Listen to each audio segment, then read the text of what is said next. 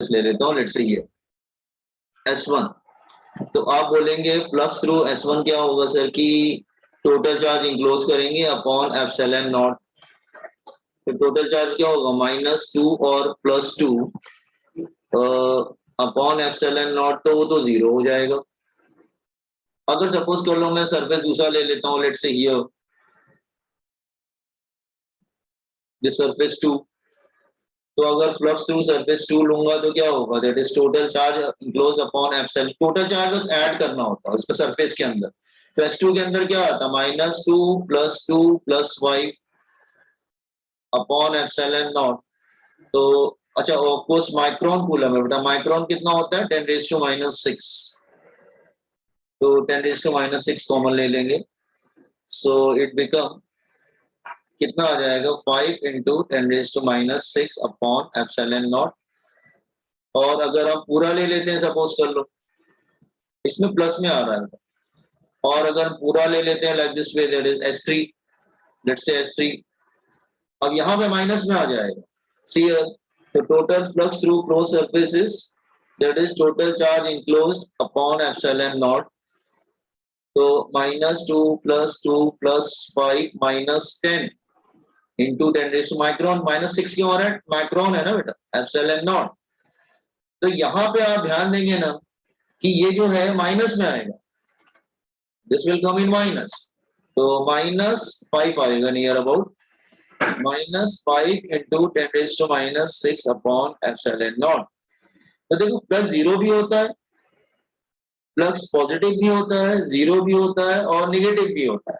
Depend करता है उसके अंदर चार्ज कितना इंक्लोज है, पॉजिटिव है, निगेटिव है, क्या है। Are you getting now? इसका मतलब ध्यान से समझो कि तो फ्लक्स में कैसे निकालेंगे गॉस लॉ, टोटल चार्ज बस ऐड करना। अब एप्सिलॉन नॉट की वैल्यू तुम लोग याद रखना। एप्सिलॉन नॉट की वैल्यू क्या होती है बेटा, एप्सिलॉन नॉट की वैल्यू होती है 8.85 10⁻12 Coulomb square upon Newton meter square. This is constant. Copy this one, Gauss law.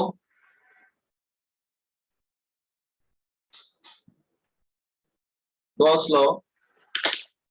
समझ में आया ना गॉस लॉ आपको? कुछ नहीं होता बेटा, क्लोज सरफेस होना चाहिए और टोटल चार्ज इंक्लोज जो भी इसके अंदर है divided by epsilon not. Epsilon not constant है।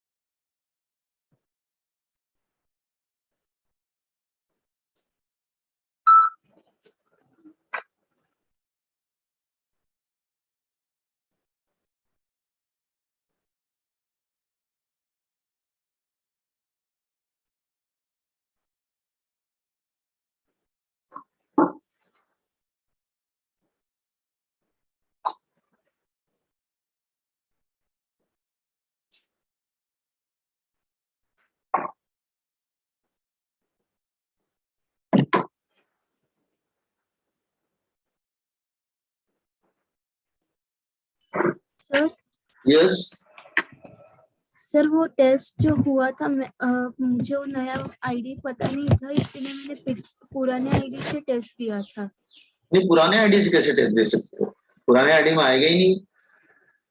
पुराना तो वो हाइफन डाल के जब किया ना तो मेरा पुराना आईडी से वो टेस्ट एक्टिवेट हुआ था।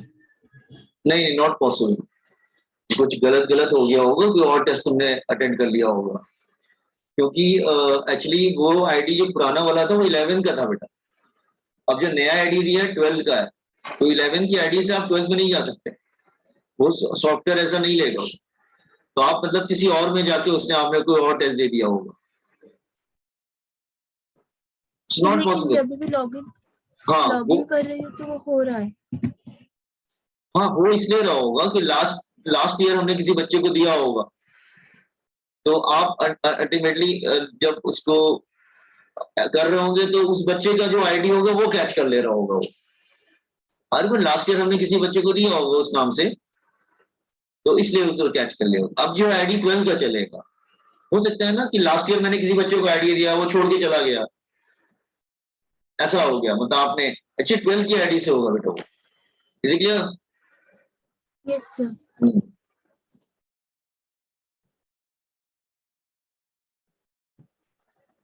उसमें आपका नाम लिख के आ रहा था, किसी और का नाम ऊपर लिख के आ रहा था? सर उस पे सिर्फ DYP-CET दिखा रहा था। So, नहीं नहीं, वो 11 का होगा बेटा, तो चेक करना पड़ेगा। तो आईडी तो मैंने ही बनाया है, 12 के आईडी अलग होती है, 11 के अलग होते हैं, मिक्स नहीं हो सकता। आप 11 की आईडी से 12 के एग्जाम नहीं दे सकते।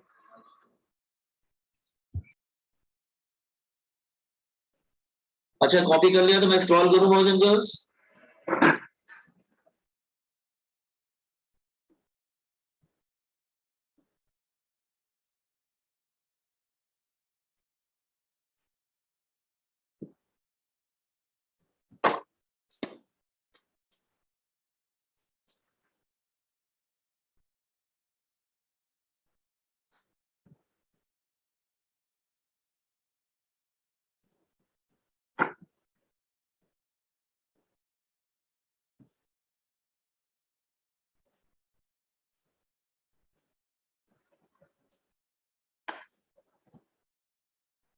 आपने कंप्लीट कर लिया तो बताइए कि मैं आगे प्रोसीड करूंगा।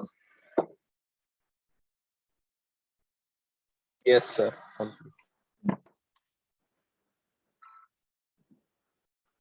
ये दूसरा एग्जांपल कॉपी करने की जरूरत नहीं, पहला एग्जांपल बस कॉपी करिए, ये वाला जो Q1 Q2 Q3 वाला लिया।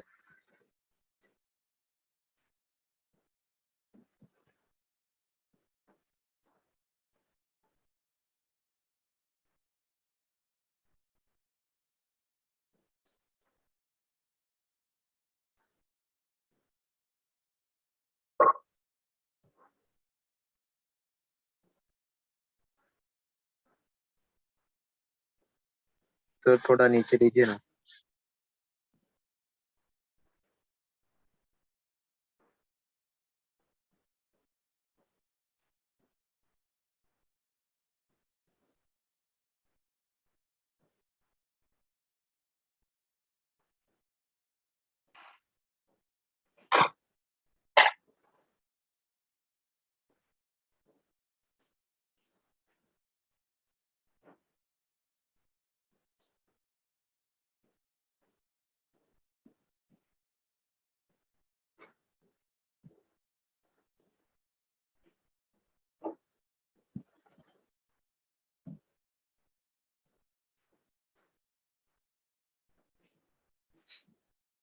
Done sir.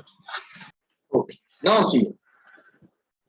अच्छा, ये किसी में प्लस 0 आ रहा है और इसमें पॉजिटिव आ रहा है, थर्ड वाले में नेगेटिव आ रहा है, इसका मतलब क्या होता है? 0 पॉजिटिव नेगेटिव का मतलब क्या होता है? ध्यान सुन। जैसे अगर सपोज कर लो मैं एरिया लेता हूँ, लेट से 3 एरिया लेता हूँ, इसमें प्लस चार्ज लेता हूँ, इसमें माइनस चार्ज लेता हूँ, इसमें माइनस और एक प्लस चार्ज दोनों ले लेता हूँ।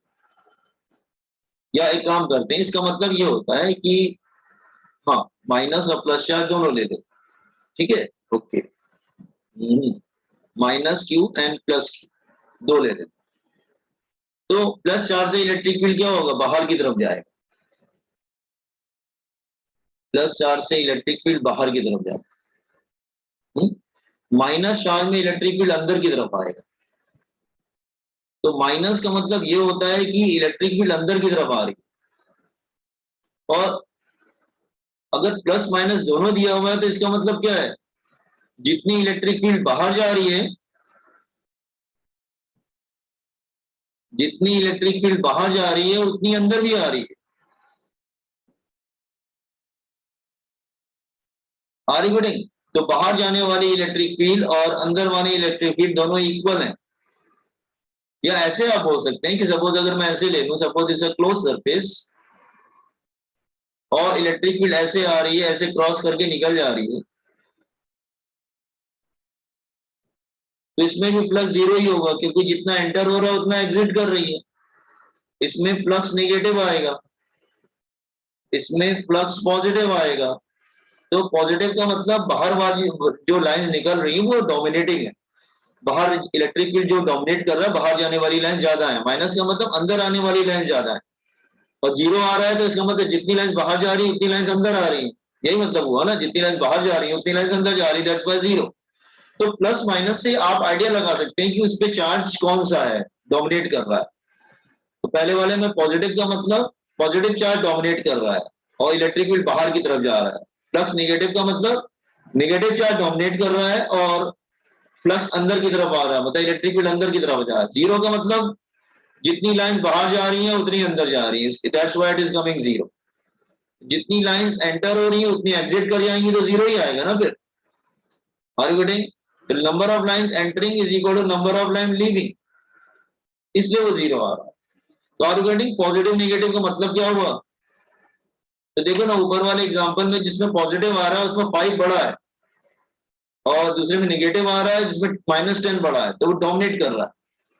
तो प्लस का मतलब lines, more lines emitting out from the surface, minus मतलब lines entering into the surface. Zero का मतलब जितनी लाइन एंटर हो रही है उतनी लाइन एग्जिट भी कर रही है। ये बात समझ में आया? Boys and girls, flux clear हुआ सबको? Yes sir. अच्छा, अब हम लोग आते हैं, ओके, काफी इंपॉर्टेंट कॉन्सेप्ट है, सीईटी वगैरह में आएगा ये सब, तो एटलीस्ट फॉर्मूले वगैरह जरूर याद रख लेना, ठीक है? हाँ, इलेक्ट्रिक डायपोल, इसको P से डिनोट कर, डिनोटेड बाय लेटर P, ठीक है? P फॉर पावर भी होता है, P फॉर प्रेशर भी होता है, P फॉर मोमेंटम भी होता है, P फॉर इलेक्ट्रिक डायपोल भी होता है। तो उससे कंफ्यूज मत होना, P से बहुत सारे टर्म्स आ जाते हैं, power, pressure, momentum, electric dipole भी P से रहता है। Is it clear? Now electric dipole क्या होता है? Just here two charges equal and opposite, there are 2 point charges equal and opposite separated by a finite distance. Two charges equal and opposite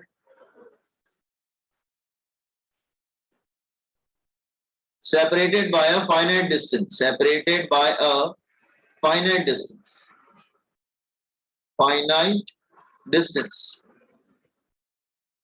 called dipole, इसको हम लोग dipole बोले, called dipole, ठीक है? called dipole, ठीक है? तो इसमें क्या होगा, दो चार्जेस ले लो, एक माइनस एक प्लस, डिस्टेंस इनके बिटवीन बेटा 2l ले लेते हैं या 2a ले लेते हैं, 2l, इसको हम लोग डायपोल बोलेंगे। This is called a dipole, ये एक डायपोल हो, दिस इज अ डायपोल। जैसे मैग्नेट में होता है ना नॉर्थ एंड साउथ, तो उसको भी तो मैग्नेटिक डायपोल बोलते हैं। जैसे मैग्नेट में क्या होता है, एक नॉर्थ है एक साउथ है, तो क्या बोलते हैं इसको? Magnetic dipole. वैसे माइनस चार्ज प्लस चार्ज क्या बनाता है? Electric dipole. You can see it's electric dipole,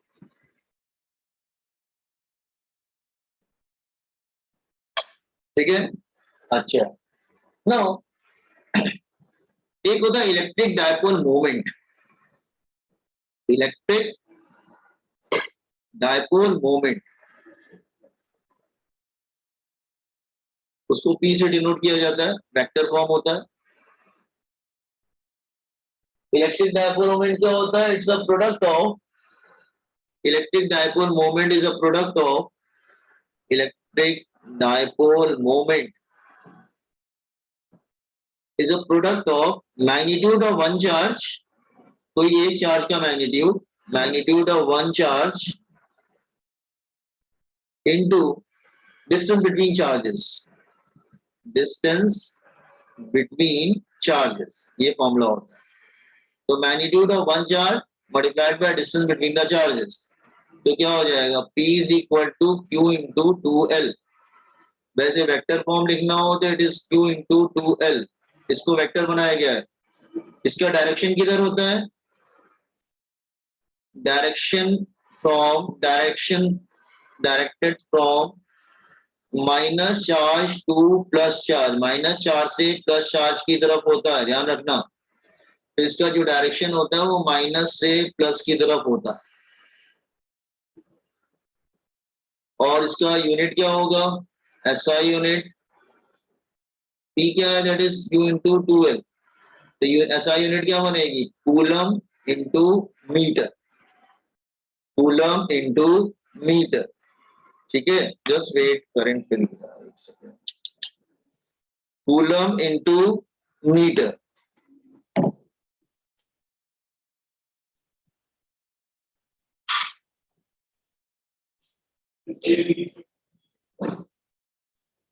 आवाज आ रहा है? डायमेंशन क्या होगा? क्यू का क्या होगा? I T. लेंथ का हो जाएगा एल, तो L I T. Common in this electric dipole. इसको कंप्लीट कर लो ना, उसके बाद एग्जिट कर जाओ, क्योंकि बहुत प्रॉब्लम हो रहा है यहाँ पे। आज बार बार लाइट जा रही है और उसकी वजह से सब डिस्टर्ब हो रहा है। कंप्लीट कर लो, फिर कल कंटिन्यू करते हैं इसको।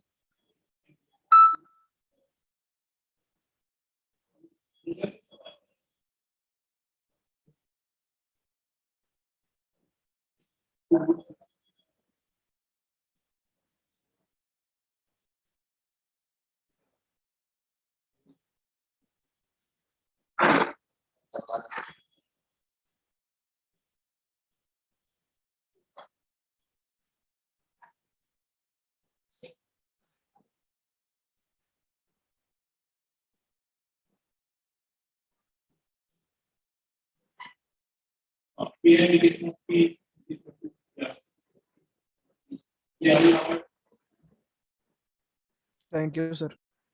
Thank you. कंप्लीट कर लो, फिर कल एग्जिट करते हैं। एग्जिट कर जाओ, फिर कल कंप्लीट करते हैं।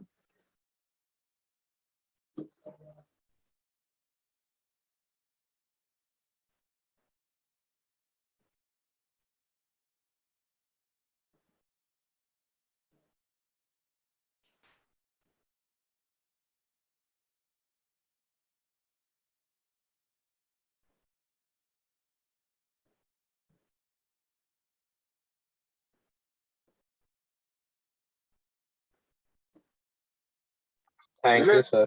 Thank you. Thank you sir. Thank you. I will post your result today.